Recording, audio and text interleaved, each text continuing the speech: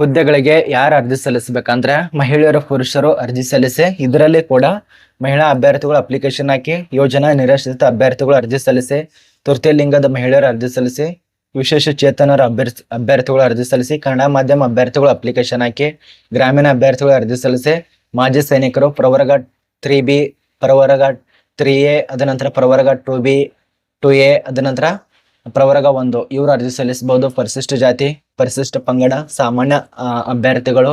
ಅದರ ಬಳಿಕ ಇದರಲ್ಲಿ ಪರಿಶಿಷ್ಟ ಜಾತಿಯಲ್ಲಿ ಪ್ರವರ್ಗ A ಪ್ರವರ್ಗ B ಪ್ರವರ್ಗ C ಅಂತೆ ಇವರು ಕೂಡ ಅಪ್ಲಿಕೇಶನ್ ಹಾಕೋದಕ್ಕೆ ಅವಕಾಶ ಇರತ್ತೆ. ನಮಸ್ಕಾರ ನೋಡಿ ಸಾತ್ರೆ, ಕೊನೆಗೂ ನಮ್ಮ ಒಂದು ಕರ್ನಾಟಕ ರಾಜ್ಯದ ಬೆಂಗಳೂರು ನೀರು ಸರಬರಾಜು ಮತ್ತು ಒಳಚರಂಡಿ ಮಂಡಳಿಯಲ್ಲಿ ಅರ್ಜಿಯನ್ನ ಕರೆದಿದ್ದಾರೆ. ಇದ್ರ ಬಗ್ಗೆ ಮಾಹಿತಿ ಇರತ್ತೆ. ಟೋಟಲ್ ಆಗಿ 224 ಪೋಸ್ಟ್ಗೆ ಅಧಿಸೂಚನೆ ಆಗಿರತ್ತೆ. ಈ ಒಂದು ಅಧಿಸೂಚನೆ ಆಗಿರುವಂತಹ ದಿನಾಂಕ 15 ನವೆಂಬರ್ 2025 ನೋಟಿಸ್ ಆಗಿದೆ. ಇನ್ನೊಂದು ನೋಟಿಸ್ ಪ್ರಕಟ ಮಾಡಿದ್ದಾರೆ. ಇದೇ ಒಂದು ಇಲಾಖೆಯಿಂದ ಅಂದ್ರೆ ಕರ್ನಾಟಕ ಪರೀಕ್ಷಾ ಪ್ರಾಧಿಕಾರ ವತಿಯಿಂದ 708 ಪೋಸ್ಟಿಗೆ ಅರ್ಜಿ ಕರೆದಿದ್ದಾರಲ್ಲ, ಡೇಟ್ ಅನ್ನ ವಿಸ್ತರಣೆ ಮಾಡಿದ್ದಾರೆ. ಆ ಒಂದು ಡೇಟ್ ಅನ್ನು ವಿಸ್ತರಣೆ ಮಾಡಿದಂತ ವಿಡಿಯೋ ಈಗಾಗಲೇ ಮಾಡಿ ತಿಳಿಸ್ಕೊಟ್ಟಿದ್ದೇವೆ, ಚಾನಲ್ ನಲ್ಲಿ ಚೆಕ್ ಮಾಡ್ಕೊಳ್ಳಿ. ಇಲ್ಲಿಂದ ಇಲ್ಲಿ ತನಕ ವಿಸ್ತರಣೆ ಮಾಡಿದ್ದಾರೆ, ತಿಳ್ಕೊಂಡು ಮತ್ತೊಂದು ಸಲಿಗೆ ಅಪ್ಲಿಕೇಶನ್ ಹಾಕಿ ನೋಡಿ.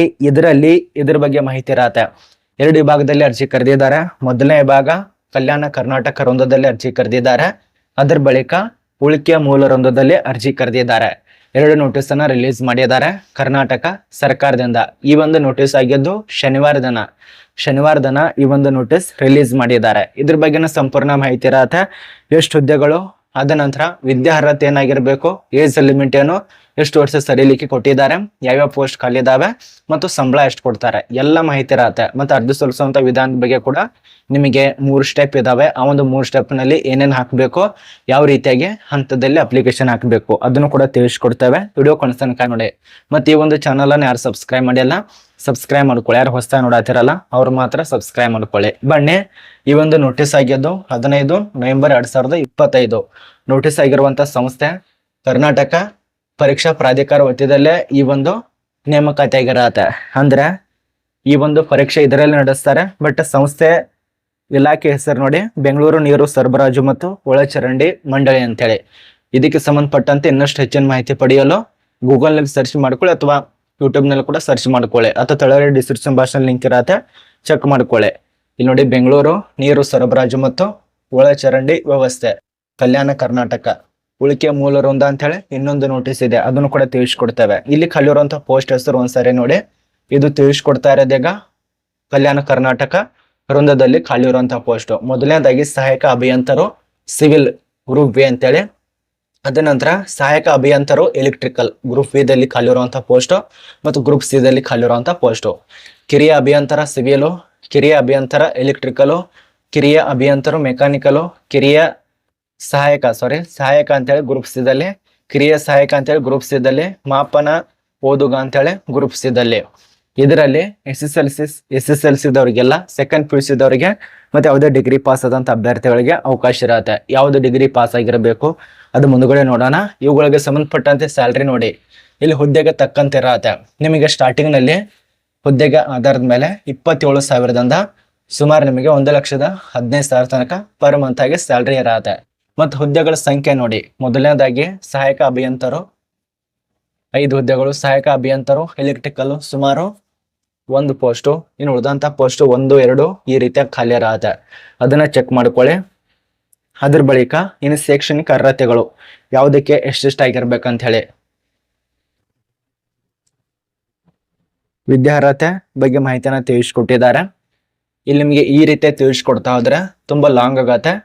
ನಿಮ್ಗೆ ಶಾರ್ಟ್ ಕಟ್ ಆಗಿ ತಿಳಿಸ್ಕೊಡ್ತಾನೆ ನೋಡಿ. ಒಂದು ಸಾರಿ ನೋಟಿಸ್ ಕೂಡ ಚೆಕ್ ಮಾಡ್ಕೊಳ್ಳಿ. ಇಲ್ಲಿ ಮೊದಲನೇದಾಗಿ ಸಹಾಯಕ ಇಂಜಿನಿಯರಿಂಗು, ಅದರ ಬಳಿಕ ಸಹಾಯಕ ಇಂಜಿನಿಯರಿಂಗ್ ವಿದ್ಯುತ್ತು, ಸಹಾಯಕ ಇಂಜಿನಿಯರಿಂಗ್ ಯಾಂತ್ರಿಕ, ಅದ ನಂತರ ಸಹಾಯಕ ಇಂಜಿನಿಯರಿಂಗ್ ಕಂಪ್ಯೂಟರ್ ವಿಜ್ಞಾನ. ಇವುಗಳಿಗೆ ಸಂಬಂಧಪಟ್ಟಂತೆ CBI electrical mechanical computer science ನಲ್ಲಿ BA ಅಥವಾ BTech ತರಗತಿ ಹೊಂದಿರಬೇಕು. ಇದು ಮೊದಲನೇ ಪಾಯಿಂಟ್. ಇನ್ನು ಎರಡನೇದಾಗಿ ಜೂನಿಯರ್ ಇಂಜಿನಿಯರಿಂಗ್ ಸಿವಿಲು ಅಂದ್ರೆ ಹಿರಿಯ ಅಂತ ಇರತ್ತೆ. ಅದ ನಂತರ junior engineering electrical, junior engineering ಮೆಕ್ಯಾನಿಕಲ್ಗೆ ಸಿವಿಲ್ ಅಥವಾ ಎಲೆಕ್ಟ್ರಿಕಲ್ ಮೆಕ್ಯಾನಿಕಲ್ ನಲ್ಲಿ ಡಿಪ್ಲೊಮಾ ಪಾಸ್ ಆಗಿರ್ಬೇಕು. ಇನ್ನು ಸಹಾಯಕ ಹುದ್ದೆಗೆ, ಸಹಾಯಕ ಪೋಸ್ಟ್ ಆಗಲೇ ತಿಳಿಸ್ಕೊಟ್ಟೇನಲ್ಲ, ಆ ಒಂದು ಪೋಸ್ಟ್ಗೆ ಪದವಿ ಆಗಿರ್ಬೇಕು. ಇನ್ನು ಆಡಳಿತ ರೀಡರ್ ಹುದ್ದೆಗೆ 2ನೇ ವಿಭಾಗದ ಅಂಗಡಿ ಮಾಲೀಕ ಅಂತ ಹೇಳಿ, ಇದಕ್ಕೆ ಸೆಕೆಂಡ್ PUC ಕಂಪ್ಲೀಟ್ ಮಾಡಿದವರು ಅಪ್ಲಿಕೇಶನ್ ಹಾಕೋದಕ್ಕೆ ಅವಕಾಶ ಇರತ್ತೆ. ಇದು ನಿಮಗೆ ಅರ್ಥ ಆಗಿದೆ ಅಂತ ಅನ್ಕೋತೀವಿ. ಅವ್ರು ತಿಳಿಸ್ಕೊಟ್ಟಿರೋ ಮಾಹಿತಿ ಪ್ರತಿಯೊಂದು ಈಗ ವಿದ್ಯಾರ್ಹತೆಗೆ ಸಂಬಂಧಪಟ್ಟಂತೆ ಪ್ರತಿಯೊಂದರಲ್ಲಿ ಮಾಹಿತಿ ತಿಳಿಸ್ಕೊಟ್ಟಿದ್ದಾರೆ. ನೀವು ಮೊದಲನೇದಾಗಿ ಸ್ಟೇಟ್ ಗೌರ್ಮೆಂಟ್ ಅಥವಾ ಪ್ರೈವೇಟು ಅಥವಾ ಇನ್ಸ್ಟಿಟ್ಯೂಟ್ಗಳಿಂದ ತೆರಗಡೆ ಹೊಂದಿರಬೇಕಾಗತ್ತೆ. ಮಾನ್ಯತೆ ಪಡೆದ ಮಂಡಳಿ ಅಥವಾ ವಿದ್ಯಾಲಯಗಳಿಂದ ಕೂಡ ತೆರಗಡೆ ಹೊಂದಿದವರು ಅಪ್ಲಿಕೇಶನ್ ಹಾಕಿ. ಮತ್ತೆ ಇದರಲ್ಲಿ ಅರ್ಜಿ ಸಲ್ಲಿಸಿದ್ರೆ ಪಿಂಚಣಿ ಸೌಲಭ್ಯ ಕೂಡ ನಿಮಗೆ ಸಿಗತ್ತೆ. ಸರ್ಕಾರದ ಆದೇಶ ಸಂಖ್ಯೆ FD SPL ಇದೆಲ್ಲ ನಿಮಗೆ ಅಧಿಸೂಚನಾ ಸಂಖ್ಯೆ 2006 ನಿಮಗೆ ಪಿಂಚಣಿ ಸೌಲಭ್ಯ ಕೂಡ ಸಿಗತ್ತೆ. ಅದರ ಬಳಿಕ ಏಜ್ ಲಿಮಿಟ್ ಬಗ್ಗೆ ನಿಮಗೆ ವಯೋಮಿತಿ ಕೂಡ ಸರಿಲಿಕ್ಕಿರತ್ತೆ. ಕನಿಷ್ಠ ನೀವು 18 ವರ್ಷ ಆಗಿರಲೇಬೇಕು. 18 ವರ್ಷದಿಂದ ಇಲ್ಲಿ ವಯೋಮಿತಿ ಕೊಟ್ಟಿದ್ದಾರೆ. ಸಾಮಾನ್ಯ ವರ್ಗದವರಿಗೆ 38, ಪರಿಶಿಷ್ಟ ಜಾತಿ ಪರಿಶಿಷ್ಟ ಪಂಗಡ ಪ್ರವರ್ಗ B, ಪ್ರವರ್ಗ C, ಪ್ರವರ್ಗ ಪರಿಶಿಷ್ಟ ಪಂಗಡ ಪ್ರವರ್ಗ A ದವರಿಗೆ 43 ವರ್ಷ. ಅದ ನಂತರ ಪ್ರವರ್ಗ 2A 2B 3A 3B ದವರಿಗೆ ಸಂಬಂಧಪಟ್ಟಂತೆ 41 ವರ್ಷ. ಮತ್ತೆ ಇದರಲ್ಲಿ 3 ವರ್ಷ ತನಕ ನಿಮಗೆ ಸಡಿಲಿಕೆ ಕೂಡ ಅನ್ವಯವಾಗತ್ತೆ. ಇದು ನಿಮಗೆ ಅರ್ಥ ಆಗಿರ್ಬೇಕು. ಅದ ನಂತರ ಇನ್ ಎಷ್ಟು ಸಡಿಲಿಕೆ ಇರತ್ತೆ ಅದ್ರ ಬಗ್ಗೆ ಎಲ್ಲ ಮಾಹಿತಿ. ಇನ್ನು ಅರ್ಜಿ ಶುಲ್ಕದ ಬಗ್ಗೆ ಸೇಮು ಏನ್ 708 ಪೋಸ್ಟಿಗೆ ಅರ್ಜಿ ಸಲ್ಲಿಸಿದ್ರ ಅದಕ್ಕೆ ತಕ್ಕಂತೆ ಸೇಮ್ ಶುಲ್ಕ ಇರತ್ತೆ. ಇದು ನಾನು ತಿಳಿಸ್ಕೊಡ್ತಾ ಇರೋದು ಕಲ್ಯಾಣ ಕರ್ನಾಟಕ, ಎಲ್ಲ ಸೇಮ್ ಇರತ್ತೆ. ಬಟ್ ಪೋಸ್ಟ್ ಬೇರೆ, ಅಲ್ಲಿರುವಂತ ಹುದ್ದೆಗಳು ಬೇರೆ ಅಷ್ಟೇ, ಎಲ್ಲ ಸೇಮು. ಇನ್ ನಿಮ್ಮ ಒಂದು ಪರೀಕ್ಷೆ ಬಗ್ಗೆ ಕೊಟ್ಟಿದ್ದಾರೆ. ಒಂದೊಂದು ಹುದ್ದೆಗೆ ಒಂದೊಂದು ಪರೀಕ್ಷೆ ಬೇರೆ ಇರತ್ತೆ. ಕೆಲವೊಂದು ಯಾವ್ದಕ್ಕೆ ಯಾವ್ಯಾವ ಪರೀಕ್ಷೆ ಅಂತ ಕೊಟ್ಟಿದ್ದಾರೆ, ಅದನ್ನ ನೋಡ್ಕೊಳ್ಳಿ. ಕಿರಿಯ ಅಭಿಯಂತರು ಸಿವಿಲ್ ಗ್ರೂಪು, ಕಿರಿಯ ಅಭಿಯಂತರು ಎಲೆಕ್ಟ್ರಿಕಲ್ ಗ್ರೂಪ್ C ಇದೆಲ್ಲ ಕೊಟ್ಟಿದ್ದಾರೆ. ಇದ್ರ ಬಗ್ಗೆ ಸ್ವಲ್ಪ ನೋಡ್ಕೊಳ್ಳಿ. ಅದ ನಂತರ ಇನ್ನೂ ಹಲವಾರು ಮಾಹಿತಿ ಇದಾವೆ. ಇದನ್ನ ನೋಡ್ಕೊಂಡು ಅಪ್ಲಿಕೇಶನ್ ಹಾಕಿ. ಮಾಜಿ ಸೈನಿಕರು ಎಲ್ಲರೂ ಅಪ್ಲಿಕೇಶನ್ ಹಾಕ್ಬೋದು. ಇನ್ನು 2ನೇ ನೋಟಿಸ್ ಅನ್ನ ಓಪನ್ ಮಾಡ್ತಾ ಇರೋದು. ಇಲ್ಲಿ ನೋಡಿ, ಇದು ಉಳಿಕೆ ಮೂಲ ವೃಂದದಲ್ಲಿ ಖಾಲಿ ಇರುವಂತ ಪೋಸ್ಟ್. ಇಲ್ಲಿ ಯಾವ್ಯಾವ ಪೋಸ್ಟ್ ಖಾಲಿ ಇದಾವೆ ಅದ್ರ ಬಗ್ಗೆ ಸ್ವಲ್ಪ ನೋಡೋಣ. ಇಲ್ಲಿ ಕೂಡ ಸೇಮ್ ಇರತ್ತೆ. ಇಲ್ಲಿ ನೋಡಿ, 2ನೇ ದರ್ಜಿ ಉಗ್ರ ಪಾಲಕ ಅಂತೇಳಿ ಇದಕ್ಕೆ ಅರ್ಜಿ ಕರೆದಿದ್ದಾರೆ. ಮಾಪನ ಅಂತೇಳಿ ಈ ಒಂದು ಮಾಪನ ಓದುಗ ಅಂತೇಳಿ ಇದಕ್ಕೂ ಕೂಡ ಅಪ್ಲಿಕೇಶನ್ ಹಾಕಿ. ಕಿರಿಯ ಸಹಾಯಕ ಕಿರಿಯ ಅಭಿಯಂತರು ಸಹಾಯಕ ಅಭಿಯಂತರು, ಮೆಕ್ಯಾನಿಕಲ್, ಕಂಪ್ಯೂಟರ್, ಸಿವಿಲ್, ಎಲೆಕ್ಟ್ರಿಕಲ್ ಇದೆಲ್ಲ ಖಾಲಿ ಇರತ್ತೆ.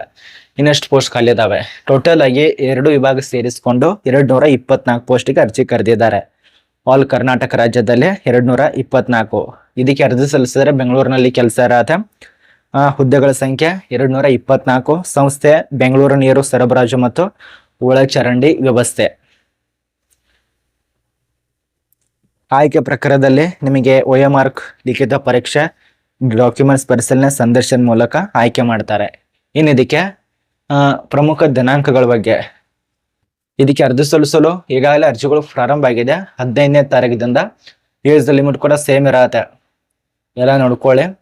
ಇನ್ನು ದಿನಾಂಕ ಬಗ್ಗೆ ನೋಡಿ, ಅರ್ಜಿ ಸಲ್ಲಿಸೋದಕ್ಕೆ ಪ್ರಾರಂಭ ದಿನಾಂಕ, ಕೊನೆಯ ದಿನಾಂಕ 17/11/2025 ಸ್ಟಾರ್ಟ್ ಆಗಿದೆ. ಆನ್ಲೈನ್ ನಲ್ಲಿ ಅರ್ಜಿ ಸಲ್ಲಿಸೋದಕ್ಕೆ ಪ್ರಾರಂಭ ದಿನಾಂಕ 17/12/2025 ಸ್ಟಾರ್ಟ್ ಆಗಿದೆ. ಮತ್ತೆ ಅರ್ಜಿ ಸಲ್ಲಿಸೋದಕ್ಕೆ ಕೊನೆಯ ದಿನಾಂಕ ಯಾವ್ದಪ್ಪ ಅಂದ್ರೆ 25 ನವೆಂಬರ್ 2025.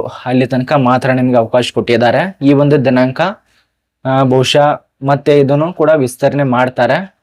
ಯಾವ ರೀತಿ 708 ಪೋಸ್ಟ್ ವಿಸ್ತರಣೆ ಮಾಡಿದಾರಲ್ಲ ಅದೇ ರೀತಿಯಾಗಿ 708 ಪೋಸ್ಟ್ ಯಾವ ರೀತಿ ವಿಸ್ತರಣೆ ಮಾಡಿದ್ರು ಅದೇ ರೀತಿ ನಿಮಗೆ 25 ನವೆಂಬರ್ 2025 ತನಕ ಈ ಒಂದು ಅರ್ಜಿ ಸಲ್ಲಿಸೋದಕ್ಕೆ ಅವಕಾಶ ಇರತ್ತೆ. ಮತ್ತೆ ಅರ್ಜಿ ಶುಲ್ಕ ಪಾವತಿ ಮಾಡೋದಕ್ಕೆ 26/11/2025 ತನಕ ಅವಕಾಶ ಇರತ್ತೆ. ನೋಡಿ, ಇದ್ರ ಬಗ್ಗೆ ನಿಮಗೆ ಸಂಪೂರ್ಣ ಮಾಹಿತಿ ಅರ್ಥ ಆಗಿದೆ ಅಂತ ಅನ್ಕೋತೀವಿ. ಪ್ರತಿಯೊಂದು ಮಾಹಿತಿ ಇನ್ ಟೋಟಲ್ ನಿಮಗೆ ವಿದ್ಯಾರ್ಹತೆ ಏನೇನಾಗಿರ್ಬೇಕು, ಡಿಪ್ಲೊಮಾ ಆಗಿರ್ಬೇಕು, BA ಅಥವಾ BTech, ಎಲೆಕ್ಟ್ರಿಕಲ್, ಕಂಪ್ಯೂಟರ್ ಸೈನ್ಸ್ ನಲ್ಲಿ PUC, ಅದ ನಂತರ ಪದವಿ, ಡಿಪ್ಲೊಮಾ ಇದೆಲ್ಲ ತೆರಗಡೆ ಹೊಂದಿರಬೇಕು. ಟೋಟಲ್ ಆಗಿ 224 ಪೋಸ್ಟ್.